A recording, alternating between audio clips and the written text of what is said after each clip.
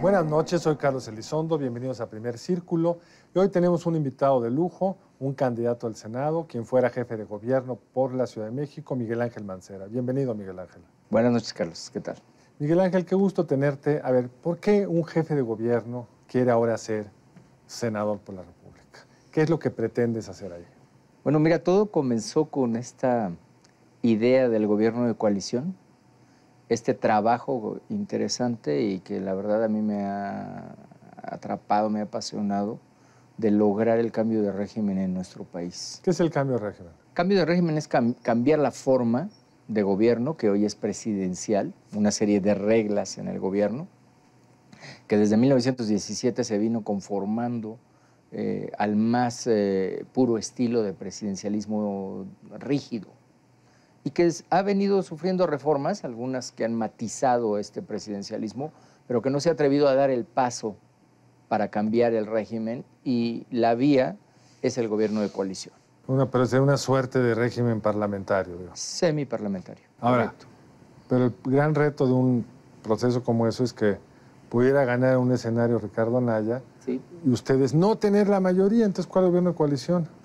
Es que si en ese supuesto gana Ricardo Anaya, firma gobierno de coalición y ya no tienes nada más a los partidos que formaron la coalición, sino sumas. ¿Te pueden acompañar o no? ¿Pueden hacerse las cansadas El chiste es que o no? tengas mayoría. Pero igual no la logras. Yo estoy convencido de que la logras. En el momento que conformas la coalición, la logras. ¿Y que les pides? ¿Qué les das a cambio? ¿Secretarías? No, más que secretarías, tareas. Tareas de agenda. ¿Cuál es la agenda política que podemos manejar en común?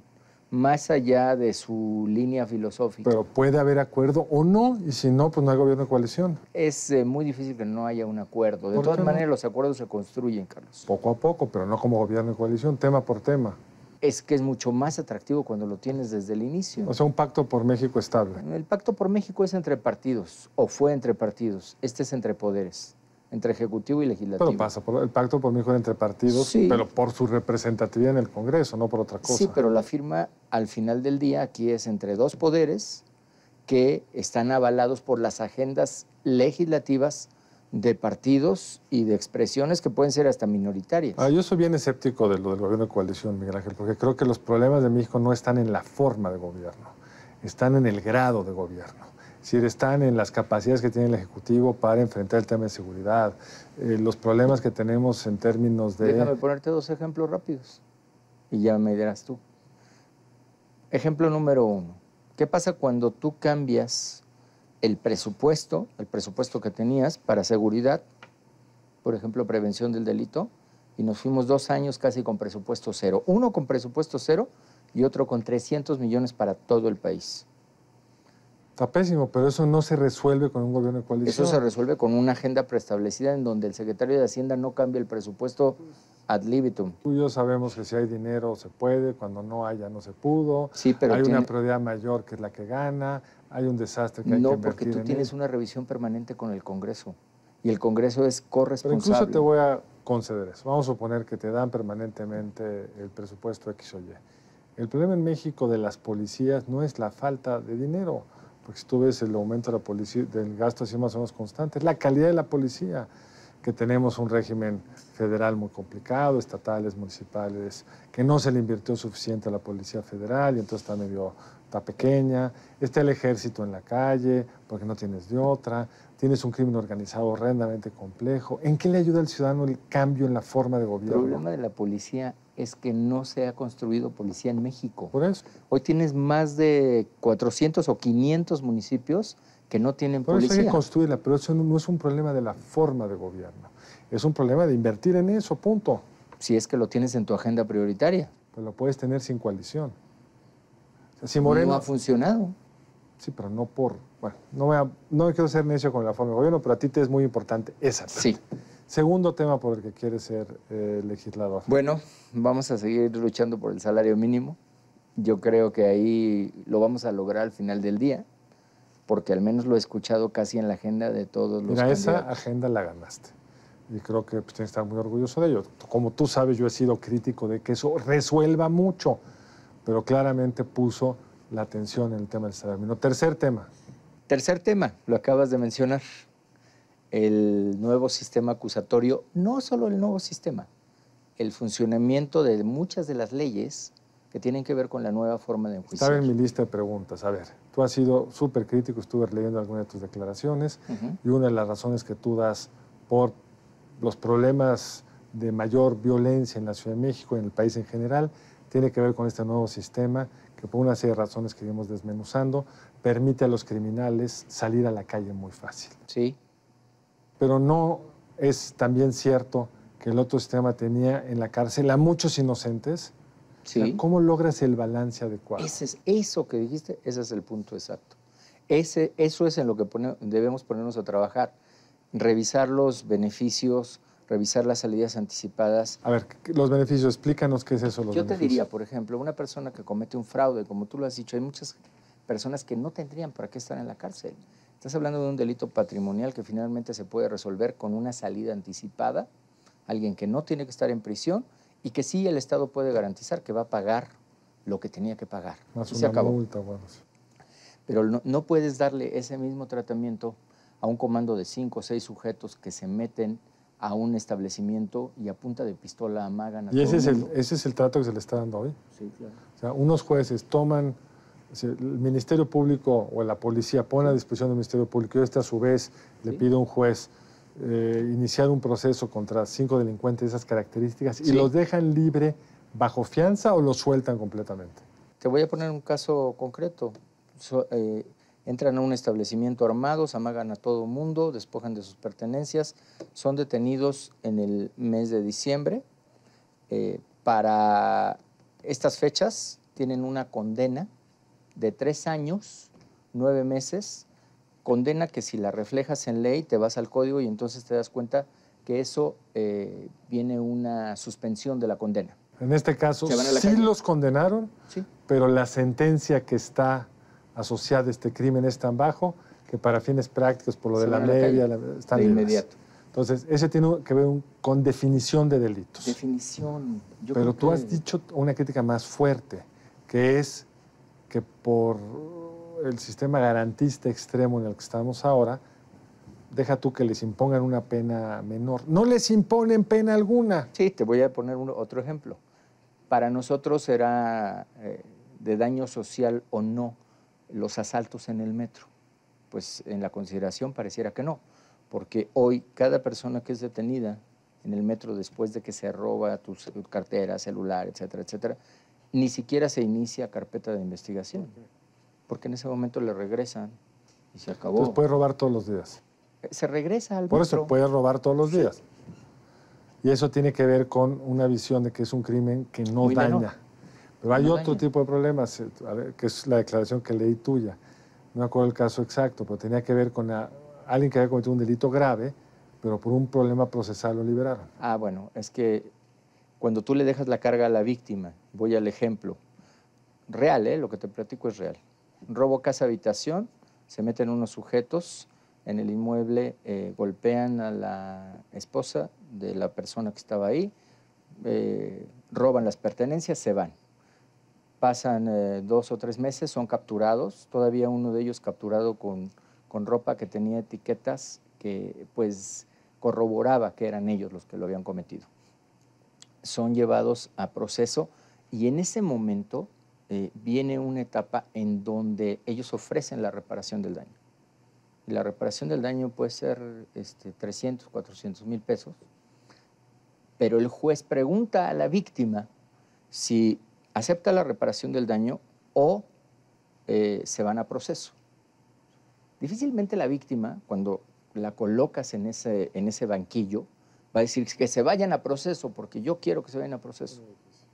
Es muy difícil. Entonces yo creo que eso no se lo debemos de quitar al Estado.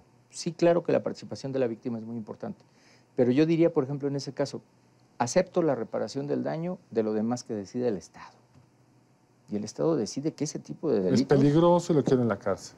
debe de A mí enfrentarse. me cuentan en otros tipos de delitos que cualquier excusa es buena, llenas mal la declaración, el Ministerio Público es un error y menciona que venían en un coche verde, resulta que es azul, exagero la nota, y entonces es excusa suficiente para no vincularlo a proceso porque hay pruebas no debidamente avaladas. Digamos. Hay mucho de eso también. Sí, Carlos, fíjate que yo lo he planteado en el sentido de, este sistema es bueno, tiene cosas muy buenas, tiene transparencia, tiene celeridad, tiene inmediatez, que significa el juez está presente y escucha las pruebas y está en la recepción de las mismas.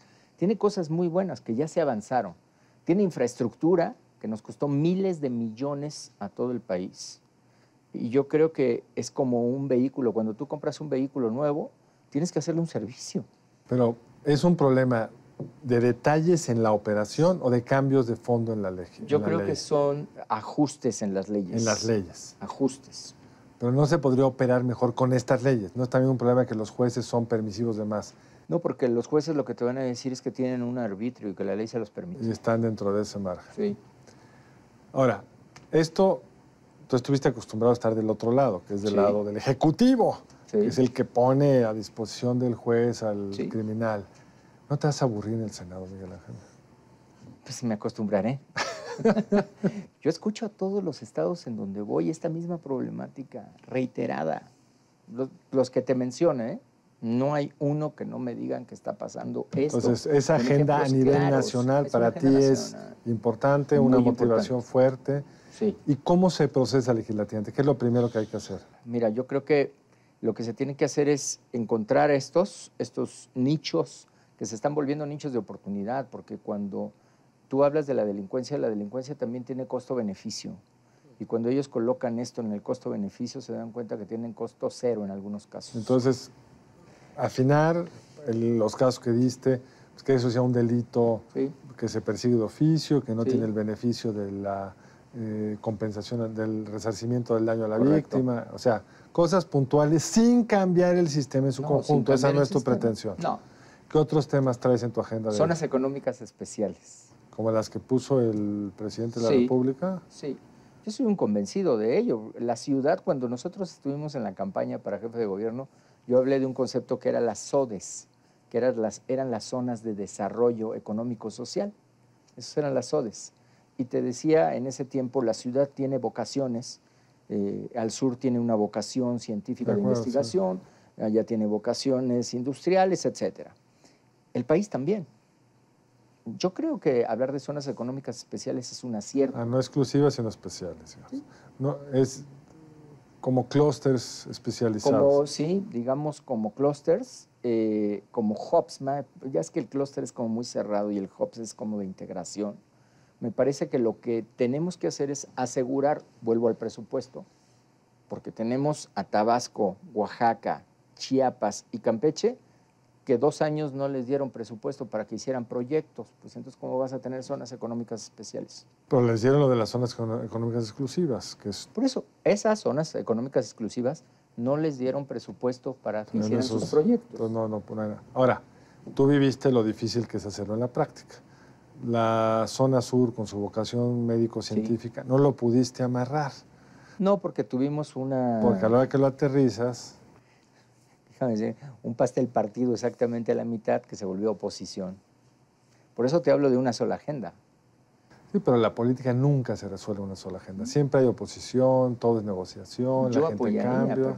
Pero sin ningún problema apoyaría. Me parece que fue un acierto lo de las zonas económicas exclusivas, especiales, específicas, estos hubs diseñados para el país. A mí me parece que sí, tenemos que concentrarnos en las vocaciones que tienen los diferentes estados. Ahora, yendo más a tu pasado reciente, el elector a lo mejor no vivió en la Ciudad de México, una buena parte de ellos no han vivido en la Ciudad de México, tú vas por el país en su conjunto, en la lista plurinominal.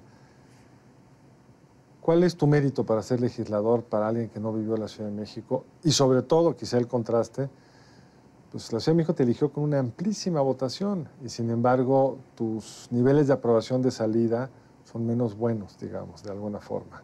Sí. ¿Por qué tendrían los de afuera, qué les puedes decir respecto a tu desempeño como jefe de gobierno y los que te vivimos, ¿Qué nos puedes decir? ¿Por qué te tendríamos que tener o tendríamos que votar por ti para tenerte en el Senado? Mira, los de la ciudad, porque saben que todo lo que haga yo aquí es para que la ciudad le vaya mejor. O sea, todo lo que tenemos es para que la ciudad esté mejor. Hoy tenemos un mejor aire, nada más que tenemos otros niveles. Pero estaba viendo, por ejemplo, hace un par de días que decía, calidad del aire en la Ciudad de México, mala. Medición 109. Pero son otros parámetros. 109, ¿no? Entonces yo decía 109, pero si antes era 180 y era buena. Entonces, yo creo que eso se lo vamos a dejar bien. Cuando vemos cómo manejan ahora en la Ciudad de México, pues ha bajado de tener promedios de velocidad de 90 a 100. Porque ya no te puedes mover por el tráfico. Bueno, pero cuando te puedes mover, ¿qué tal en las madrugadas? ¿Y por qué es eso? ¿Por las fotomultas? Yo creo que sí. Yo creo que las ciudades van poniendo orden, porque si no, lo que viví yo eran tragedias de familias que se enlutaban. ¿Cuánto bajó la mortandad? Más o menos entre 18 y 20%. ¿En total o por año? Por año. Sí. O sea, quitar las fotomultas te puede tener un costo de vidas enorme. Sí, puede tener un costo de vidas, no tengo duda. ¿Qué otra cosa? ¿Qué otro tema nos dirías? Mira, otra cosa que hicimos aquí fue, cuando tuvimos un proyecto, lo impulsamos hasta el fin. El deprimido de Mixcoac, muchísima gente se enojó, es obra, era un proyecto que siempre le habían dado la vuelta. Y estaba el nudo permanente ahí. ¿Por qué? Porque o desviabas al río o te acababas todos los árboles de Churubusco. Entonces se encontró un proyecto alternativo, fue muy pesado, pero hoy todos los vecinos de esta zona, y ellos lo saben, sus propiedades están con un 30% de plusvalía y el tiempo que se ganó en este kilómetro que se hacía de tráfico, todos lo vivimos, pues es un plus para la ciudad. Yo creo bueno, que vamos a regresar a la ciudad en un momento más. Miguel Ángel, estamos con Miguel Ángel Mancera, quien fuera hasta hace poco jefe de gobierno de la ciudad y que ahora busca un escaño por el Frente por México en el Senado. En un momento más de regreso aquí en Primer Círculo.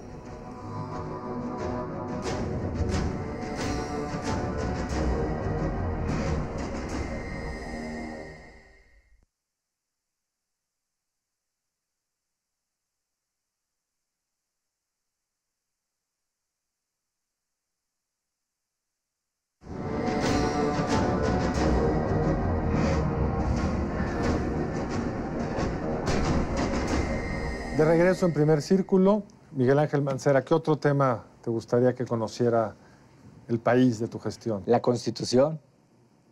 Hoy tenemos una Constitución en esta ciudad. Yo ahí no va a haber tiempo. Para mí la Constitución me parece que eso no te transforma en los países. Es el mismo argumento del principio. Lo que necesitas es una buena gestión. Yo hubiera preferido que dedicaras más tiempo a la seguridad que a la Constitución. Déjame decirte una cosa que te va a cambiar la vida aquí. Hoy la Constitución de la Ciudad de México exige que todos los alcaldes mínimo destinen el 20% para alumbrado y para pavimentación. ¿Tú sabes que hay alcaldías que destinaban el 1%? Pero eso no entra en la Constitución, lo pones en la ley y ya. Pero el tiempo que gastamos en eso, el desgaste que representa, lo que no hiciste mientras tanto. A ver, pero déjame ir ahora a los problemas.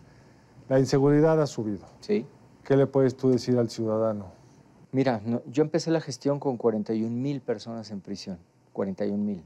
Hoy hay 27,000. O sea, regresamos a lo del sistema penal. El pronóstico es que para diciembre tengas 25,000. Es un problema. Tenemos que hacer algo. Pero no hay una responsabilidad del Ministerio Público, del jefe de gobierno. No dejaste crecer o se te fueron de control. No dejamos crimen de organizado en Tláhuac, permanentemente. por ejemplo, esa historia horrenda de Tláhuac. Ahí están capturados. De Tláhuac debe haber cuando menos una veintena de capturas. ¿Y qué te arrepientes de no haber hecho? ¿Qué no nos alcanzó el tiempo de...? Por andar haciendo la Constitución. No, por presupuesto. A ver, La línea a Chalco, la línea Ecatepec, te estoy hablando de metro, la línea Santanita. ¿cuál es? A la Santanita, Santanita es Iztapalapa. Sí. Y vamos a conectar Central de Abasto. Sí, infraestructura que no te dio el dinero. Infraestructura que no, y también el cablebús, porque eso nosotros lo gestionamos con la Secretaría de Comunicaciones y Transportes. Y la parte del distrito de la Ciudad de México, del interurbano, no va atrasadísimo, del Toluca, México. Pero por tu culpa, dicen. Pues a mí nada más que me lo acrediten, que por O sea, mi culpa. fue por falta de dinero. Pues les vamos a acreditar exactamente cuándo nos dieron los recursos y ahí se va a acabar la discusión. ¿Cuándo te los dieron? Pues unos los dieron el año pasado en noviembre ¿Y es cierto que se te ofreció un segundo piso en el viaducto como parte de la interconexión del interurbano y del poniente? No, cuando se vio el asunto del segundo piso del viaducto, es cuando se empezó a hablar del aeropuerto de la Ciudad de México, del nuevo aeropuerto de la Ciudad de México. Y nosotros dijimos que lo que se podría hacer eran dos cosas. Hacerlo subterráneo, no hacer un segundo piso. ¿Abajo del río? Abajo del actual viaducto. Pues abajo de un río que hay. Sí, el río va por acá, sí, lo haces con el piso por este lado. Era subterránea la opción, nada más que de lo que pensamos en ese momento, el costo podría haber alcanzado entre 8 o 9 mil millones. Y la otra es terminar el circuito que ya está iniciado, que es el anillo oriente, es decir, que te sigas de la salida a Cuernavaca, ahora dar la vuelta a Zaragoza, aeropuerto. ¿Y el nuevo aeropuerto, qué opinas tú de él? El nuevo aeropuerto de la Ciudad de México se tiene que hacer ahí. ¿Por qué? Porque están todos los estudios de Mitre, porque están todos los estudios que fueron carísimos. Dicen que se puede hacer en Santa Lucía y mantener... No se puede hacer en ¿Eso es falso? Lucía. Mira, yo no les quiero decir que es falso porque parece ataque, pero te puedo decir que es inexacto. Porque hoy las aerovías, si tú tratas de hacerlo ahí, no pueden convivir con el aeropuerto de la Ciudad de México. No es exacto. Último minuto, ¿cuál querías tu mensaje final al auditorio, candidato al Senado? Voy a trabajar con toda convicción en el Senado de la República por todos estos temas, por los temas de la República Mexicana, muchos de los compromisos que estamos haciendo con toda la gente del interior de nuestro país. Y obviamente por mi ciudad también, pues seguiremos trabajando. ¿Y te quedarás los 6 años, senador? ¿Apuestas tu casa como Xóchitl? No, yo no apuesto. Miguel Ángel, muchas gracias por acompañarnos. Gracias a ti. Y gracias a ustedes por acompañarnos en Primer Círculo. Los esperamos el martes entrante aquí en Primer Círculo.